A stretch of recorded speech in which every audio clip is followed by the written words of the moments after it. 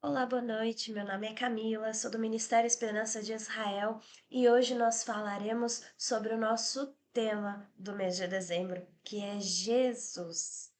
Sempre, né? A gente tem, ao longo desses meses, a gente teve aqui no YouTube, aqui no canal da Palavra, esse objetivo de sempre que a gente tem um tema, a gente buscar na Bíblia, né? Aprender e entender e aprender mais sobre esse tema de todos esses meses até aqui. E por que essa busca na Bíblia? Porque a Bíblia, ela é a palavra da verdade, ela é o conhecimento que nós precisamos. E hoje a gente vai aprender um pouquinho mais sobre o ministério de Jesus e como ele começou. No livro de Lucas, no capítulo 3, no versículo 23, já nos diz exatamente assim: E o mesmo Jesus que começava a ser de quase 30 anos, sendo como se cuidava filho de José e José de Eli, para dar uma ideia para a gente de quantos anos o Senhor Jesus tinha quando ele começou o ministério dele aqui na Terra. E é uma estimativa média entre aqueles que estudam mais profundamente, né, a Bíblia, de quanto tempo o ministério de Jesus ele durou. E uma média, né, dos estudiosos é um tempo, assim, de acordo com o cálculo do calendário na época, que não era fixo, né, não era fixado, é que entre o começo e o final do ministério de Jesus teve ali cerca de 3 anos e meio, tá? Por que que eu tô dizendo isso? Porque na nossa vida, 3 anos e meio é muito rápido, né? É muito intenso. E foi muito completo o ministério de Jesus. E aí hoje a gente vai abordar pelo menos alguns fatos importantes do ministério de Jesus, né, de tudo que aconteceu com ele nesse início de ministério, né, como se fosse nesse primeiro ano do ministério dele. E o início, o marco foi o batismo do Senhor Jesus. O batismo do Senhor Jesus, ele pode ser observado, né, que é o batismo do Senhor Jesus como início do ministério do Senhor Jesus, que aconteceu lá no Rio Jordão. Tem quatro passagens paralelas no Novo Testamento falando sobre esse acontecimento. Mateus relata no capítulo 3, no versículo 13 a 17. Marcos também relata no seu livro, no capítulo 1, versículos 9 a 11. E também Lucas relata no seu capítulo 3, nos versículos 21 a 23. Mas nós vamos ler através do relato de João, no capítulo 1, de 29 a 39, que diz exatamente assim. Capítulo 1 de João 29 a 39. No dia seguinte, João viu a Jesus que vinha para ele e disse: Eis o Cordeiro de Deus que tira o pecado do mundo. Este é aquele do qual eu disse: Após mim vem um homem que é antes de mim, porque foi primeiro do que eu. E eu não o conhecia, mas para que ele fosse manifestado a Israel vim eu, e por isso batizando com água. E João testificou dizendo: Eu vi o Espírito descer do céu como pomba e repousar sobre ele. E eu não o conhecia, mas o que me mandou a batizar com água, esse me disse: Sobre aquele que vires descer o Espírito, sobre ele repousar, esse é o que batiza com o Espírito Santo. E eu vi e tenho testificado que este é o Filho de Deus. No dia seguinte, João estava outra vez ali, e dois dos seus discípulos, e vendo passar a Jesus, disse: Eis aqui o Cordeiro de Deus. E os dois discípulos ouviram-no dizer isso, e seguiram a Jesus. E Jesus, voltando-se e vendo que eles o seguiam, disse-lhes: Que buscais? E eles disseram: Rabi, que traduzido quer dizer mestre, onde moras? E ele lhes disse: Vinde e vede. Foram e viram onde morava, e ficaram com ele aquele dia, e era já quase a hora 10ª. Não foi apenas o batismo pelo primo de Jesus, o batismo realizado por um primo, que era João Batista, primo de Jesus, mas foi o batismo, como pode ser observado através dos outros relatos de Mateus, de Marcos e de Lucas, né, além do de João que nós lemos agora. Foi um batismo, mas foi a glória de Deus batizando, foi um batismo na terra e um batismo do Senhor Jesus nos céus que principiou o evangelismo, né? O trabalho de Jesus, o ministério de Jesus aqui na Terra. E esse batismo foi o que ratificou que era sobre ele as profecias do Antigo Testamento. Na sequência, Nós podemos também abordar o acontecimento das tentações de Jesus que aconteceu, tentação de Jesus por Satanás lá no deserto. Essa passagem também tem relatos no livro de Mateus, no capítulo 4, versículo 1 a 11, que é o que leremos, também através de Marcos, no seu livro, no seu capítulo 1, versículos 12 e 13, e também o relato de Lucas, através do capítulo 4, versículo 1 a 13. Mas vamos ler o relato de Mateus sobre a tentação do Senhor Jesus por Satanás no deserto. E a palavra, né? A palavra de Deus, o relato de Mateus, no seu capítulo 4, versículo 1 a 11, diz assim: Então foi conduzido Jesus pelo Espírito ao deserto para ser tentado pelo diabo, e tendo jejuado 40 dias e 40 noites, depois teve fome. E chegando-se ele ao tentador, disse: E chegando-se a ele, o tentador disse: Se tu és o filho de Deus, manda que estas pedras se tornem em pães. Ele, porém, né, o Senhor Jesus respondendo, disse: Está escrito: Nem só de pão viverá o homem, mas de toda a palavra que sai da boca de Deus. Então o diabo o transportou à cidade santa e colocou-o sobre o pináculo do templo. E disse-lhe: Se tu és o filho de Deus, lança-te daqui abaixo, porque está escrito que aos seus pés, que aos seus anjos dará ordens a teu respeito e tornar-te-ão nas mãos, para que nunca tropeces com o teu pé em alguma pedra. Disse-lhe Jesus: Também está escrito: Não tentarás o Senhor teu Deus. Novamente o transportou o diabo a um monte muito alto e mostrou-lhe todos os reinos do mundo e a glória deles. E disse-lhe: Tudo isto te darei, se prostrado me adorares. Então disse-lhes Jesus: Vai-te, Satanás, porque está escrito: Ao Senhor teu Deus adorarás e só a ele servirás. Então o diabo deixou, e eis que chegaram os anjos e os serviam. Essa passagem, ela é valiosa da tentação do Senhor Jesus, né? Dessa tentação no deserto, após o jejum de 40 dias e noite. Por quê? Porque o ensinamento dessa passagem, né, do ministério de Jesus, ele é completo. Veja, superficialmente comentando, até porque se nós formos aprofundar em cada um desses trechos, essa conversa, esse vídeo vai ficar muito extenso, mas a gente pode observar que estes testes, a gente pode observar a natureza desses 3 testes que foram aplicados em Jesus. Então, de uma forma superficial, a gente pode observar que são testes possíveis de serem superados, porque assim o foi superado pelo Senhor Jesus, sendo homem, sendo carne, ele superou na sua condição de homem. Mas veja, não ficando Jesus, sendo Deus, sendo filho de Deus, poderia ter atacado e destruído o inimigo, mas ele não o fez. Ele resistiu, ele perseverou, na verdade, e se defendeu. A gente pode observar também que, estando ao lado do bem ou ao lado do mal, tanto de um lado como de outro, a palavra do Senhor ela é conhecida, ela é bem conhecida, mas a distorção dela, por qualquer que seja a proporção, por menor ou maior que seja, perverte uma pessoa do bom caminho, perverte a compreensão de que ela seja a verdade, ela deixa de ser a verdade para parecer ser a verdade. E de uma primeira forma, essa passagem ela ratifica a si mesma e se complementa, porque ainda na palavra de Deus, mas lá no livro de Hebreus, né, quase no meio para o final do Novo Testamento, em Hebreus 2:18, se eu não me engano, já está declarado, porque naquilo que ele mesmo sendo tentado padeceu, pode socorrer aos que são tentados. Tudo aquilo, parafraseando, tudo aquilo que o Senhor Jesus passou, sofreu, né? Ele também, ele consegue perceber, ele consegue ver e ele consegue socorrer. Veja, na condição de homem, o Senhor Jesus passou por muitas coisas. E essa foi a primeira das dificuldades, que foi a tentação dele, foi o teste dele.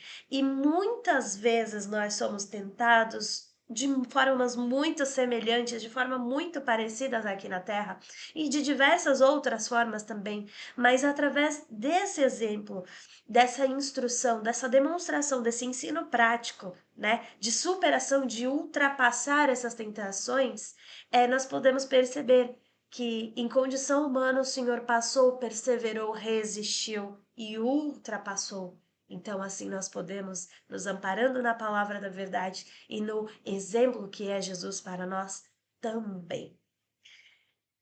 Após essa ultrapassagem dessas tentações, nós temos o primeiro milagre onde Jesus demonstra a honra e o poder, que é o poder da glória de Deus.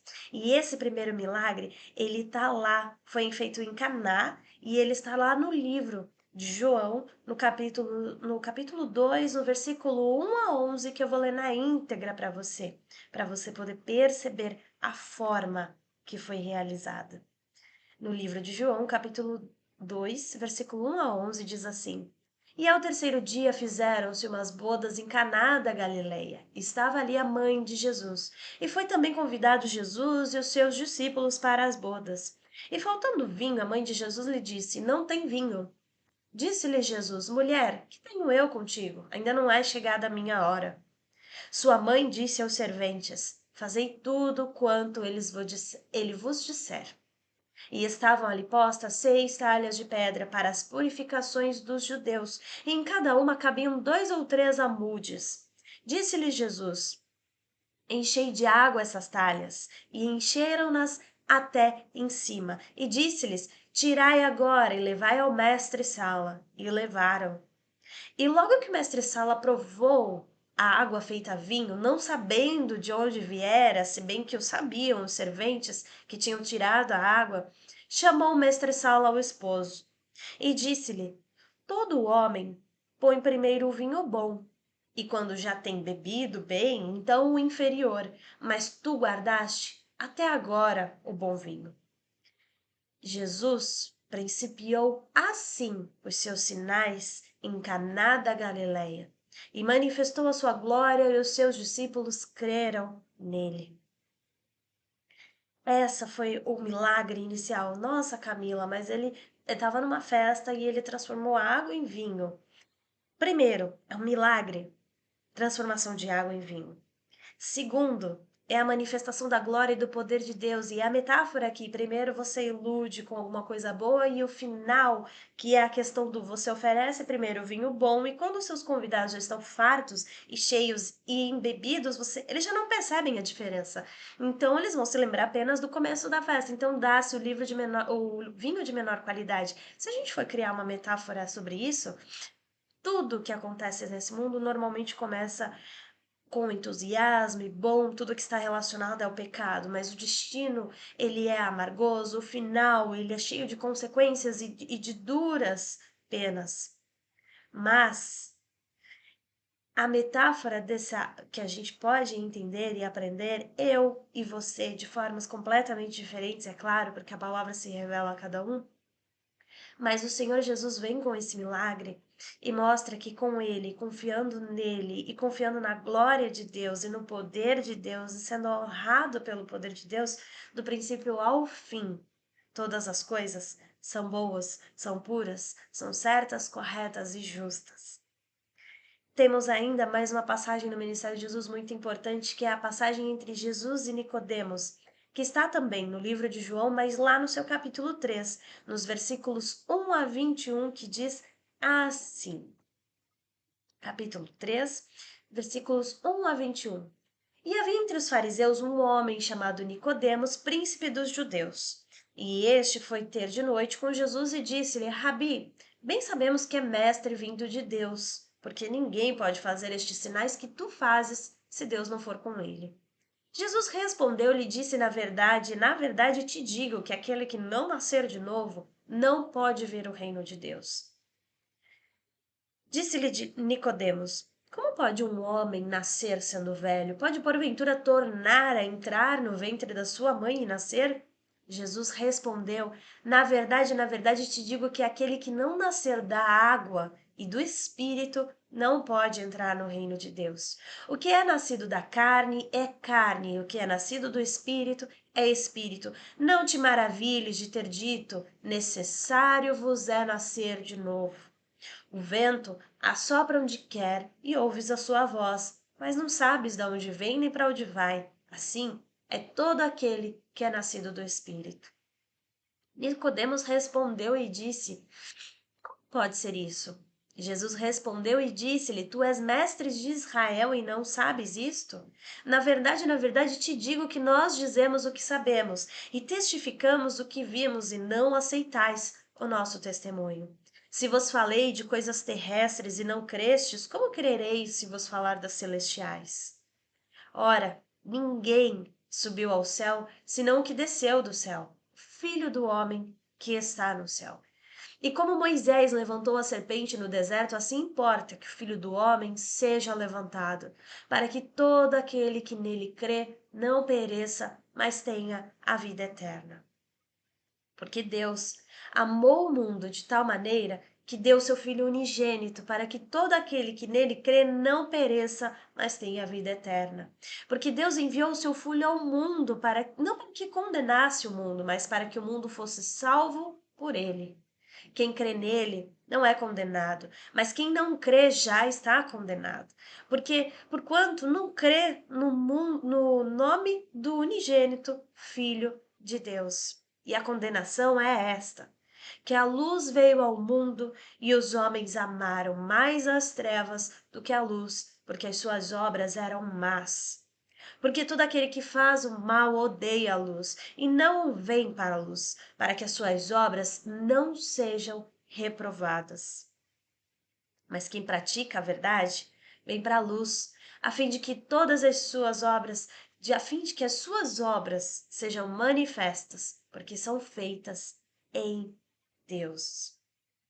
E aqui eu deixo essa percepção e esse comentário para você nessa noite. Nessa escritura, nessa passagem, entre outras coisas maravilhosas, o que eu gostaria de comentar é essa conversa entre Jesus e Nicodemos, ele é um puro e simples exemplo de evangelismo, né? É um puro e simples exemplo de pregação, porque nós que acreditamos no Senhor Jesus e confessamos a fé no Senhor Jesus, para nós é impossível não falar de Jesus e dos valores de Jesus, da verdade, da palavra e do reino dos céus. Mas assim como a gente viu lá atrás na tentação, a perversão da palavra, de uma palavra ou de uma expressão mudando o sentido em si, ela já é uma corrupção da verdade. Por que eu tô comentando isso? Porque a verdade, ela só é a verdade se ela for dita de forma clara, genuína, né, original e consistente. E nessa passagem, Jesus falava. E falava a verdade. E falava com um homem importante na terra. Sendo que o próprio Senhor Jesus era superior em importância, mas nesse lugar, nesse papel, ele estava ali assumindo um lugar de humildade, de instrução, de ensinamento. E nesse ponto, ele estava ali, neste lugar, declarando a verdade,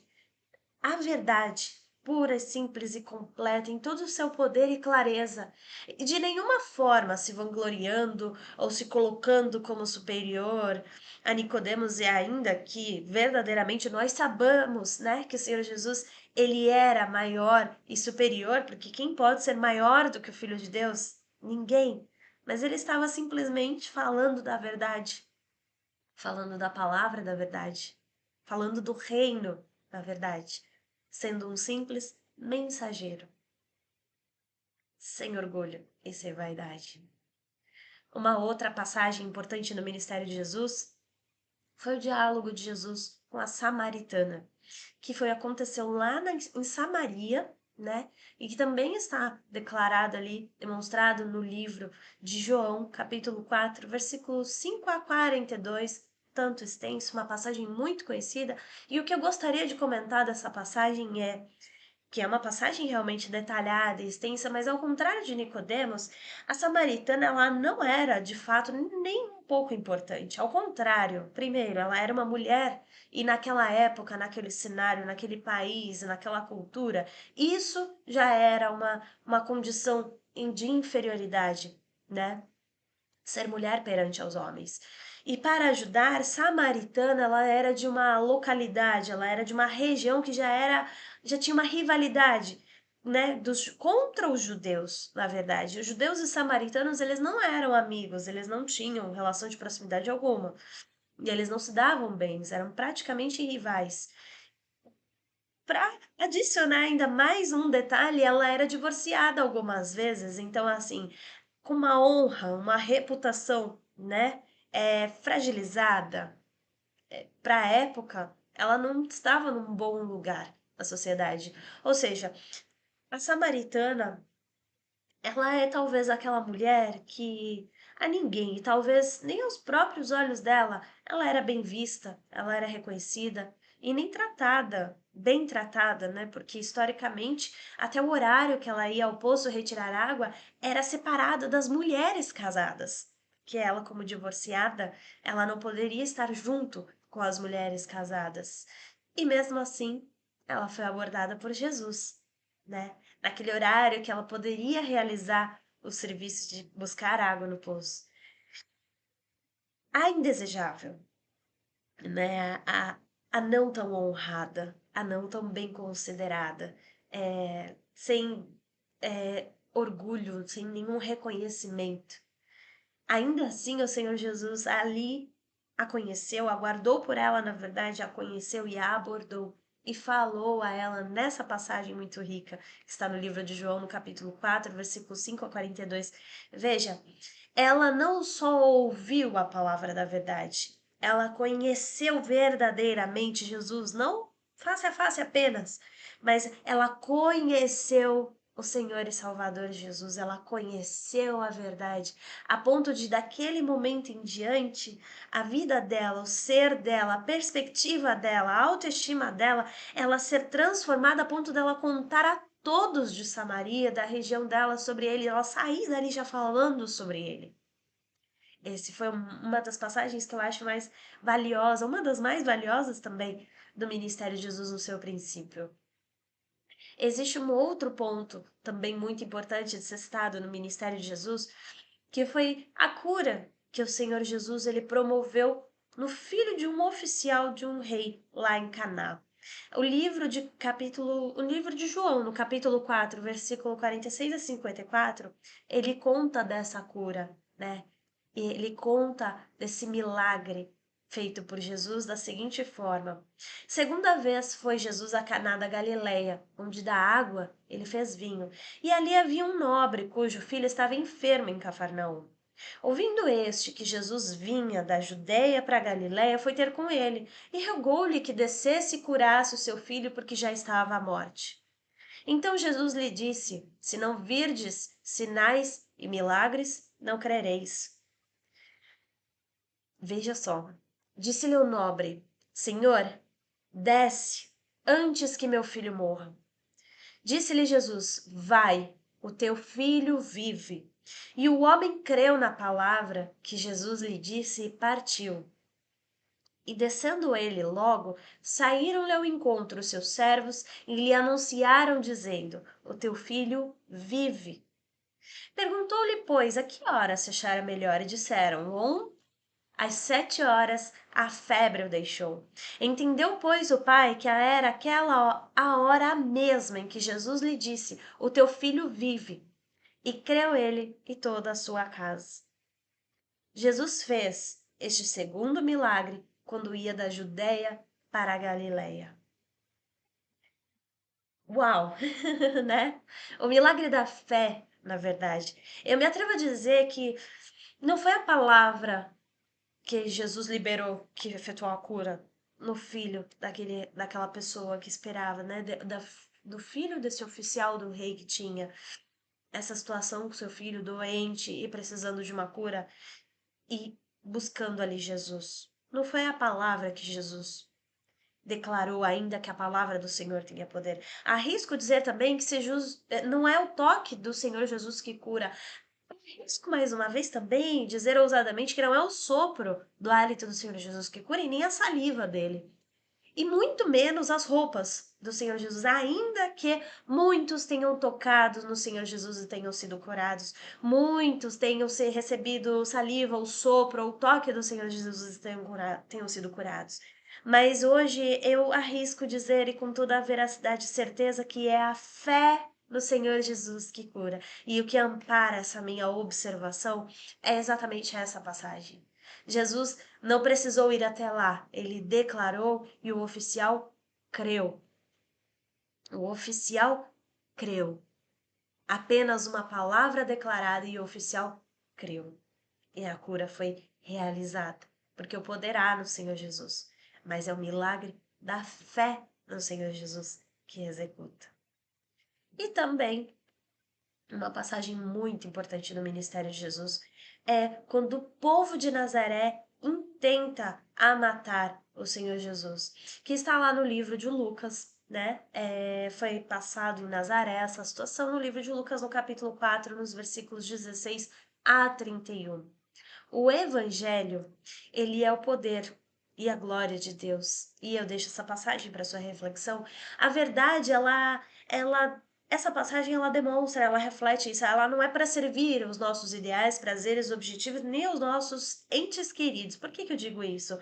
Porque ele retorna ao local onde ele é conhecido. E os seus não os valorizam. Os seus não o reconhecem. Os seus não foram como podemos explicar de uma forma bem clara, eles não foram convertidos primeiro. E essa passagem ampara o Senhor Jesus para nos ensinar que muitas vezes não será assim. Né? Os de casa eles não serão convertidos primeiro e muitas vezes nem por último. Mas é esse o trabalho e é essa o impacto da verdade, que ela não é para servir aqueles que nós escolhemos, aqueles que estão perto e de quem nós gostamos e quem nós objetivamos alcançar e nem as pessoas que amamos demais.